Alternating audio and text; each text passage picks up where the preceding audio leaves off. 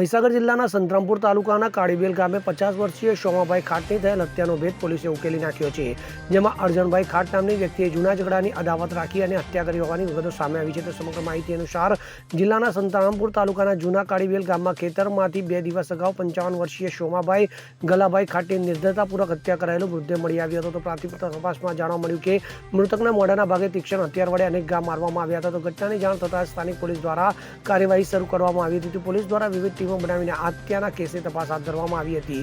તો 24 કલાકમાં જ પોલીસ દ્વારા હત્યારાને શોધી કાઢી પકડી પાડવામાં આવ્યો છે. અલગ અલગ ટીમો બનાવી પોલીસ દ્વારા હ્યુમન સોર્સ અને ટેકનિકલ સોર્સની મદદથી ગુનાની તપાસ કરી સોમાભાઈની હત્યા કરનાર અરજણભાઈ ખાટ નામના વ્યક્તિની ધરપકડ કરાઈ છે.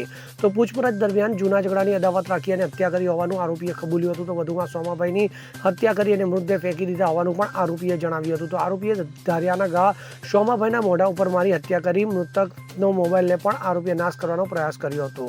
ત્યારે પોલીસ દ્વારા હથિયાર પણ કબજે કરી કરપેણ રીતે હત્યા કરનાર આરોપીને ઝડપી પાડી પોલીસે આગળની કાર્યવાહી હાથ ધરી છે. સંદીપ દેવાશ્રય સાથે CN24 ન્યૂઝ મહીસાગર. હવે જુઓ દેશ દુનિયાની તમામ ખબરો તમારી આંગળીના ટેરવે. ઉઠાવો મોબાઈલ અને Google Play Store પરથી ડાઉનલોડ કરો અમારી CN24 ન્યૂઝ મોબાઈલ એપ.